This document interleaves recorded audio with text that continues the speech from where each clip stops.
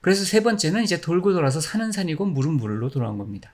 그러니까 부처님은 부처님이고 그냥 길바닥은 길바닥이고 잿더리는 잿더리인 겁니다. 하지만 모든 것은 연결되어 있습니다. 이것이 사사무외법입니다.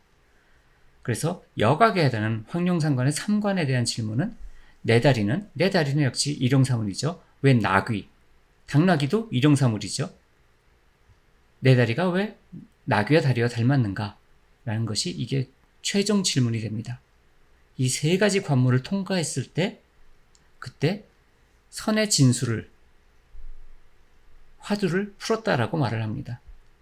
그러니까 제대로 화두를 잘 모르는 사람들이 화두를 가르치고 있는 것이죠. 그래서 1관에 대한 질문을 해야 될 경우가 있고 2관에 대한 질문을 해야 될 때가 있고 3관에 대한 질문을 해야 될 때가 있습니다. 그러니까 처음부터 환만공상만 나오는 인연 또는 어떠한 진리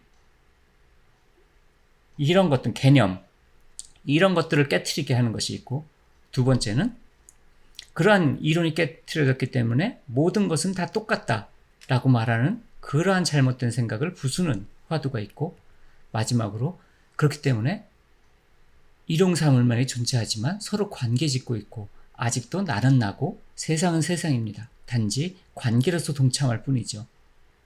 여기까지 닿게 되면 이 세상에 대해서 완전히 열린 채로 있게 됩니다. 에고를 깨트리는 것이 아닙니다. 에고가 있으면서 세상과 관계하는 겁니다. 나는 내 위치에서 최선을 다해서 살면서 세상과 관계하고 있는 것. 그것이 선의 마지막 단계에 대한 것입니다. 뭘 하고 있냐 그러니까 차를 타고 있다고 합니다. 그러니까 그 티를 만들고 있다고 합니다. 왜 티를 마실 사람들이 안 만들고 네가 그걸 타고 있냐고 물어보니까 그건 내가 여기 있으니까 라고 답을 합니다. 이렇게 모든 것이 각각 존재하고 있지만 모든 것이 다 관련되어서 동참하고 있는 단계 거기까지 가는 길이 불교의 길이기도 합니다. 뿐이라고 얘기하게 되면 그것도 역시 마찬가지로 황룡일관으로 다시 질문을 하게 됩니다. 그러니까 굉장히 용맹전진을 해서 자기의 관념의 틀이 끝까지 부서지지 않으면 이러한 법거량이라고 하는데 법거량에 들어가게 되면 공격을 받게 됩니다. 그 공격이 곧 사랑이라고 보기 때문에 자비심 때문에 하는 공격이라고 말을 하기 때문에 저는 이제 그렇게 원래 저 역시도 이제 운문선을 통한 간화선으로 깨침을 얻었기 때문에 이것에 대해서 이제 되게 좋게 생각을 하고는 있습니다만 제가 이제 이걸로 가르침을 주거나 이렇게 하지는 않습니다. 왜냐하면 이거는 진짜 업이 굉장히 두터워서 충격을 받아야지 그렇게 그 정신을 차릴 수 있는 그런 사람들 용도지 그냥 일반인들이라 그러면 이렇게 복잡한 길 갈 필요 없습니다. 자, 불교에서 많이 사용하는 단어에 채상용이란 것이 있습니다. 그래서 이 채상용이란 것이 무엇이냐 하면 우리가 여기 그 타종을 한다 할 때 그 종을 봤을 때 그 종이 금속으로 이루어진 어떤 물건이죠. 그런 물건 그 자체 실체를 채라고 하고 그러면 이 그 종의 의미 또는 종의 기능 이런 것은 소리를 내는 물체라는 것이고요. 그리고 종을 사용하는 것은 종을 실천하는 방법이 있겠죠. 종을 칠 때 어느 정도 강도로 어떻게 쳐야지 제일 소리가 좋더라 뭐 이런 것들이 있겠죠. 그럼 종 하나는 똑같지만 채상용이 각각 다르게 표현되고 있는 것이죠. 종 자체가 다른 것이 아니라 한 가지 물건을 놓고도 그것의 실체와 그것의 의미와 그것을 실천하는 방법 이 세 가지가 나누어지게 됩니다. 그것이 불법승 삼보라고 하는 겁니다. 석가모니 부처님이라는 역사적 실체가 있었고요. 그리고 그 역사적 실체가 그 기능으로서 또는 의미로서 작용하는 것은 설하신 진리, 연기법이 있겠죠. 그리고 그 가르침을 받아서 수행을 하던 자비행을 하던 그러한 것을 하는 스님들이 있게 됩니다. 그래서 불법승 삼보라고 합니다.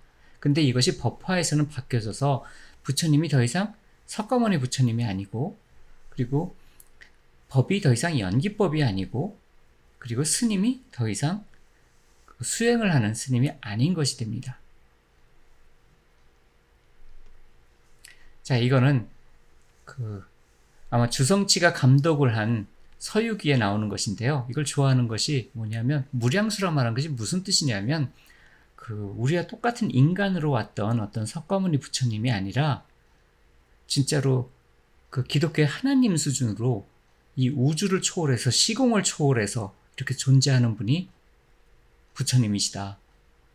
왜냐하면 부처님의 말씀이란 것 자체가 그렇게 시공을 초월하고 모든 것의 절대 법칙이기 때문에, 그것을 말씀하신 부처님조차도 우리 눈에는 석가모니라는 어떤 사람으로 보였을지 모르지만 실제 모습은 그러한 모습이 아니다.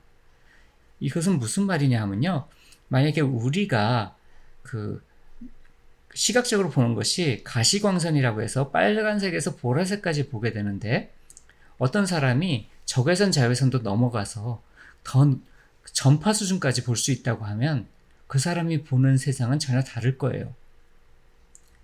대승강전에 보면 설법을 듣는 게 사람들만이 아니라 신들과 귀신들과 이런 존재들까지 다 와서 듣고, 용도 와서 듣고, 이렇게 표현이 됩니다. 왜냐하면 그 신들의 봤을 때 부처님 모습은 또 다릅니다. 아까 빨주노초 파남보만 보는 우리들과 어떤 외계인이 있어서 그 이상의 시각을 가진 외계인이 우리를 보면 우리들은 전혀 다른 존재로 보일 수 있는 것처럼, 그렇게 부처님은 그 각자의 업의 수준에 맞춰서 비춰져 보일 뿐이지 석가모니 부처님이라는 어떤 한 사람의 인간이 아니다라고 보는 것이 법화경에서의 불법성 3보의 부처님에 해당하는 것이 됩니다.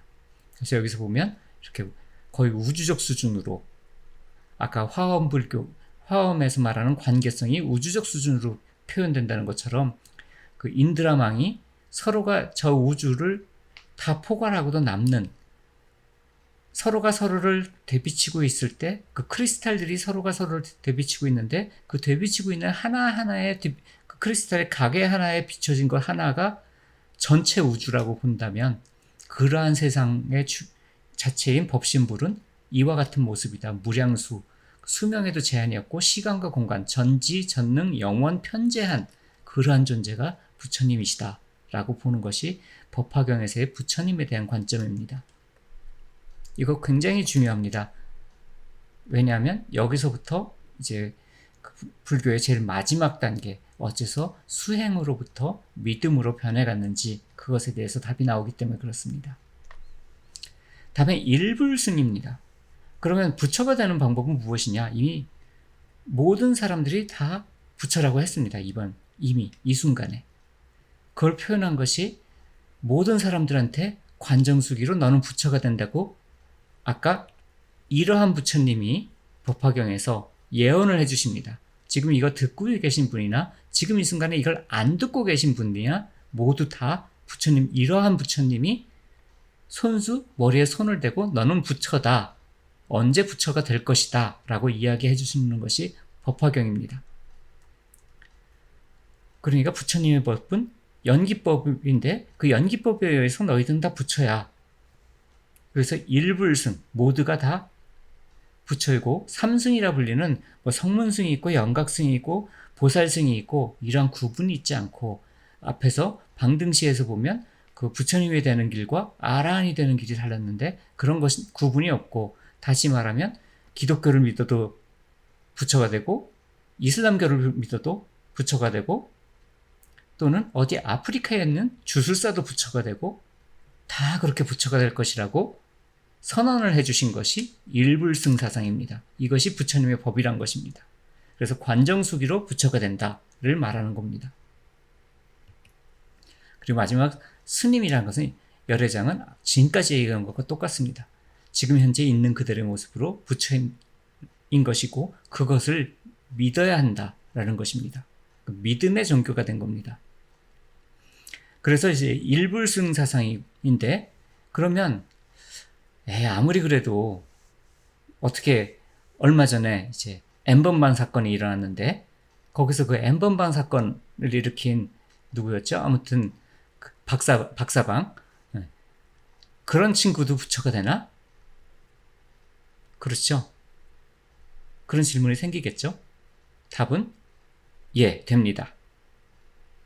왜냐하면 법화경에서 부처님이 최고의 악인으로 선언하셨던 다른 그 아함부나 이런 데서 데바다타라는 악인조차도 관정수기로 부처가 된다고 선언을 받습니다. 그 불교 역사상 최고의 악인조차도 부처가 된다고 되고, 그리고 악마와 사탄까지도 다 부처가 된다고 한 것이 일불승사상입니다. 이것이 긍정의 불교의 제일 끝판왕이란 겁니다. 그러니까 부처가 되기 위해서 종교를 바꿀 필요가 없다는 겁니다. 왜냐하면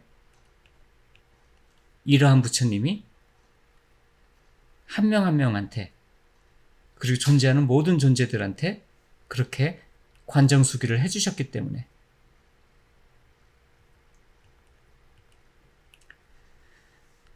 그래서 그러한 믿음이 생겼다면 그 믿음은 소망, 소원을 낳게 되는데, 이때 그 소원이 나를 위한 소원이 되면 그것을 계라고 하고, 순한 삶, 그걸 계정의 산무로 하게 해서 순한 삶이 되고, 그리고 남을 위한 것이 되면 서원이 됩니다.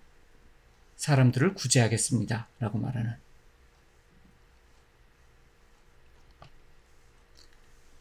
그리고 제법 실상을 말합니다. 제법, 여기서 제법이란 것은 모든 존재 또는 여기서는 두 가지로 쓰여지게 되는데, 또는 진리, 존재에 숨김이 없다는 뜻도 되지만, 또 하나는 이제 진리에는 숨김이 없다라는 얘기가 됩니다. 그래서 정법안장이라 말하는 것은 바른 법, 여기서 바른 법은 이겁니다.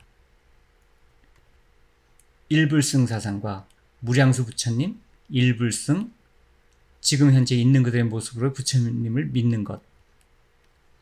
이러한 바른 법으로서 다른 모든 법, 다시 말하면 기독교든 이슬람교든 그런 모든 것을 상관하지 않고 그런 것을 모두 비추어서 갖추게 된다. 그것을 정법안장이라고 합니다.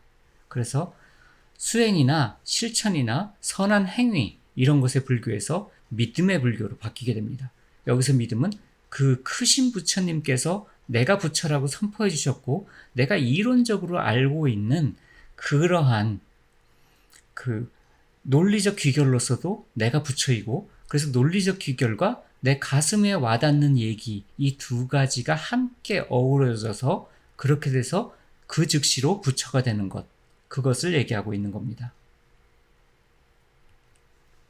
자, 그러면 이제 더 이상 자력수행이 의미가 없어지게 되는데, 이러한 열애장사상, 그걸 가장 미워하는 사람들은 수행을 가르치는 사람들입니다. 실제로 유료로 해서 돈을 받고 가르치는 그러한 경제적 문제가 아니라, 수행 자체가 잘못된 것이 아니라 수행을 가르치는 사람들의 많은 수가 단지 타인을 지배하고 있는 것 때문에 가르치고 있는 것이라서, 타인에 대한 지배력의 상실을 두려워하기 때문에 열애장사상을 미워하게 됩니다. 그리고 또 하나, 호흡수행도 부처님이 가르치셨는데 그건 어떻게 되느냐? 그것은 이제 호흡에 관여하지 않으면서 호흡을 챙기는 것이라서, 그러니까 무엇이든지 간에 하지 않는 것, 그냥 가만히 있는 것, 그것 자체로서 충분히 좋다라는 것이 이제 부처님의 가르침이란 얘기입니다. 그래서 여기서 얘기하고 싶은 것은 그냥 집에서 혼자 수행을 하면 되는 것이지 어디 가서 누구한테 배우실 필요가 전혀 없습니다. 부작용 걱정되시면 수행을 안 하시면 되는 겁니다. 왜냐하면 경희대 논문에 책 보고 혼자서 집에서 수행한 경우하고 수행단체에 가서 수행한 경우하고 부작용이 일어나는 확률이 거의 비슷합니다. 그러니까 어디 가서 배웠다고 해서 부작용이 없는 거 아니고요. 그냥 책 보고 했다고 해서 부작용이 더 큰 거 아닙니다. 그러니까 그냥 혼자서 수행을 하시면 됩니다. 그리고 조금이라도 이상하면 그 수행을 그만두시는 것이 맞는 것이 됩니다. 수행에는 명현반응 없습니다. 다 부작용입니다. 뭔가 호흡이 가빠진다, 열이 올라간다, 다 부작용입니다.